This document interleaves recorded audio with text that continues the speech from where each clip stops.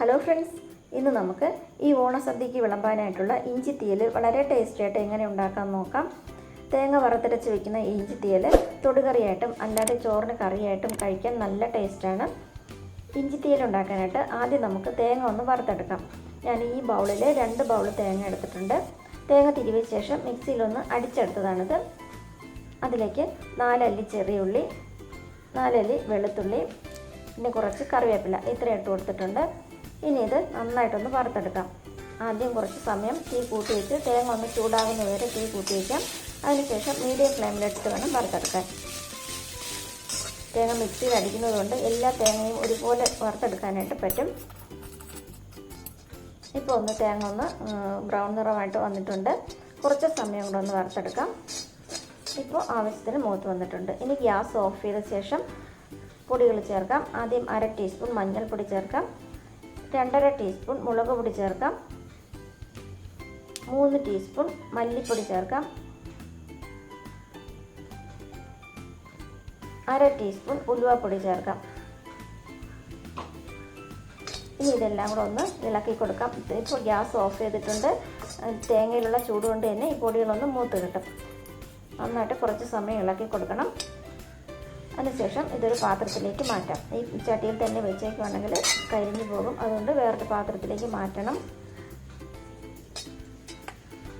ഇനി അതേ ചട്ടിയിലേക്ക് തന്നെ കുറച്ച് വെളിച്ചെണ്ണ ഒഴിച്ചു കൊടുക്കാം. അതിലേക്ക് 1 ബൗൾ ഇഞ്ചി ചെറുതായിട്ട് അരിഞ്ഞെടുത്തതാണ്. അത് 1 ബൗൾ എടുത്തിട്ടുണ്ട്. 2 കപ്പ് തേങ്ങ എടുക്കുമ്പോൾ 1 കപ്പ് ഇഞ്ചി അരിഞ്ഞത്, അതാണ് കണക്ക്. ഇഞ്ചി ഇട്ട് കൊടുക്കാം. അതിലേക്ക് 2 പച്ചമുളക് ചെറുതായിട്ട് അരിഞ്ഞതും കൂടി ചേർത്തിട്ട് നന്നായിട്ടിരുന്ന് വറുത്തെടുക്കാം. നന്നായിട്ട് ഇളക്കി ഇഞ്ചി ഒന്ന് വറുത്തെടുക്കണം. ഇഞ്ചി ചെറുതായിട്ട് അരിഞ്ഞതുകൊണ്ട് തന്നെ പെട്ടെന്ന് ഇത് മൂത്ത് വരും. വട്ടത്തിൽ നൈസായിട്ട് അരിഞ്ഞെടുത്താലും മതി. ഞാനിപ്പോൾ പെട്ടെന്ന് മൂത്ത് വരാനായിട്ട് ചെറുതായിട്ട് അരിഞ്ഞെടുത്തതാണ്. ഇഞ്ചി മൂത്ത് വന്നിട്ടുണ്ട്. ഇത്രയും ആയാൽ മതി. ഇനി ഇത് കോരി മാറ്റാം. ഇഞ്ചി കോരി തേങ്ങ വറുത്തതിലേക്ക് തന്നെ ഇട്ട് കൊടുക്കാം. ഇനി ഇത് രണ്ടും കൂടെ മിക്സിയിലൊന്ന് നന്നായിട്ട് അരച്ചെടുക്കണം. ആദ്യം വെള്ളം ഒഴിക്കാതെ അരയ്ക്കണം. അത് കഴിഞ്ഞിട്ട് വെള്ളം ഒഴിച്ചിട്ട് നന്നായിട്ട് അരച്ചെടുക്കാം. ഇനി ഞാനിവിടെ ഒരു ചെറിയ നെല്ലിക്കയുടെ വലുപ്പത്തിൽ പുളി എടുത്ത് വെച്ചിട്ടുണ്ട്. ഇതൊന്ന് പിഴിഞ്ഞെടുത്ത് വയ്ക്കാം. കുറച്ച് വെള്ളം ഒഴിച്ചിട്ട് പിഴിഞ്ഞ് വയ്ക്കാം.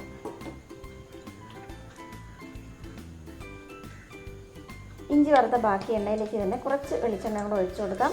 അതിലേക്ക് കടുകിട്ട് പൊട്ടിക്കാം.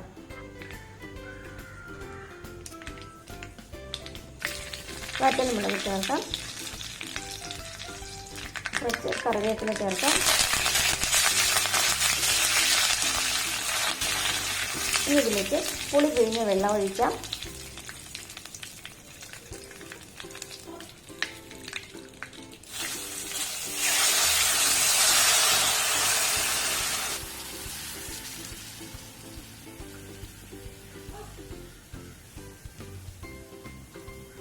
കുറച്ച് വെള്ളം കൂടെ പുളി നന്നായിട്ട് പിഴിഞ്ഞ് ഒഴിച്ചു കൊടുക്കാം. ഇനി ഇതൊന്ന് തിളയ്ക്കാനായിട്ട് വെക്കാം. ഈ പുളിവെള്ളം തിളച്ച ശേഷം തേങ്ങയും ഇഞ്ചിയും കൂടെ അരച്ചത് ഇട്ട് കൊടുക്കാം. തേങ്ങയും ഇഞ്ചിയും കൂടെ നന്നായിട്ട് ഇത് അരച്ച് വെച്ചിട്ടുണ്ട്. ഇട്ട് കൊടുക്കാം.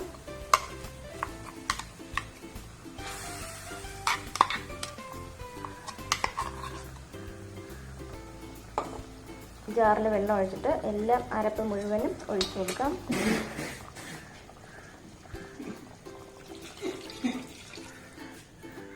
കുറച്ച് വെള്ളം കൂടെ ചേർക്കാം.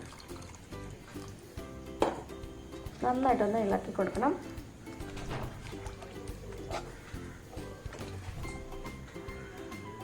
ഇനി ഇതിലേക്ക് ആവശ്യത്തിന് ഉപ്പ് ചേർക്കാം. 1.5 ടീസ്പൂൺ ഉപ്പ് ചേർത്തിട്ടുണ്ട്. ഇനി ഇതിലേക്ക് ചേർക്കുന്നത് ശർക്കരയാണ്. ഞാൻ 1 ടേബിൾ സ്പൂൺ അളവിൽ ശർക്കര ചേർത്തിട്ടുണ്ട്.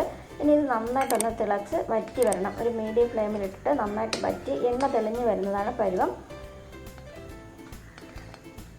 ഇപ്പോൾ എണ്ണ തെളിഞ്ഞ് വന്നിട്ടുണ്ട്. നല്ല ടേസ്റ്റി ആയിട്ടുള്ള ഇഞ്ചി തീയൽ റെഡി ആയിട്ടുണ്ട്. ഈ വീഡിയോ ഇഷ്ടമാവുകയാണെങ്കിൽ എൻ്റെ ചാനൽ സബ്സ്ക്രൈബ് ചെയ്യാൻ മറക്കരുത്. അതുപോലെ ലൈക്ക് ചെയ്യണം. Thanks for watching.